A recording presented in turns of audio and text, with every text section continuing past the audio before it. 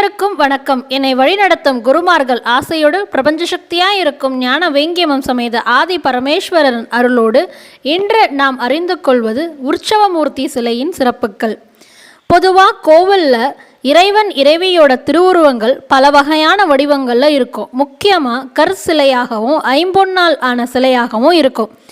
கற்சிலையில் வடிவமைக்கப்பட்டிருக்கிற இறைவனை ஆகம விதிப்படி பிரதிஷ்டை செய்து யாகம் வளர்த்து வேத மந்திரங்கள் உச்சாடனம் செஞ்சு பூரண கும்பத்தோட இறைவன் இறைவி கருவறையிலிருந்து எழுந்தருளி இருப்பாங்க.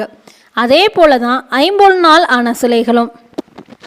நமக்கு பிடித்த வடிவத்தில் இறைவனை ஐம்பொன்னால் நம்மளால் வடிவச்சிக்க முடியுது. ஐம்பொன்னாலான ஒரு இறைவன் இறைவியோட திருவுருவங்கள் உற்சவமூர்த்தின்னு நம்ம அழைக்கிறோம். கருவறையில் இருக்கிற மூலவரோட பிரதிபிம்பமாக இந்த உற்சவமூர்த்திகள் எல்லா ஆலயங்களையும் காட்சி தருகிறாங்க.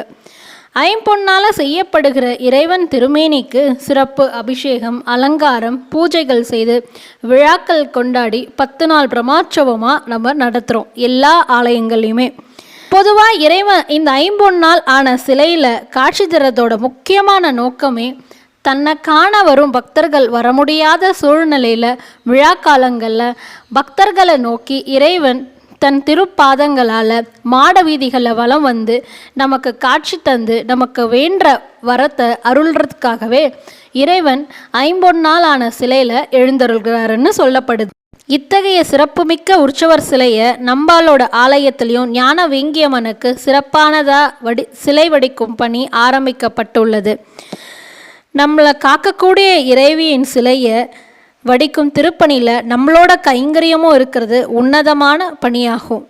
பக்தர்கள் மெய்யன்பர்கள் அனைவரும் இந்த சிறப்புமிக்க திருப்பணியில் தங்களால் இயன்ற பொருள் உதவியோ பண உதவியோ அளித்து வாழ்வில் மேலான நிலையை அடைவோம்.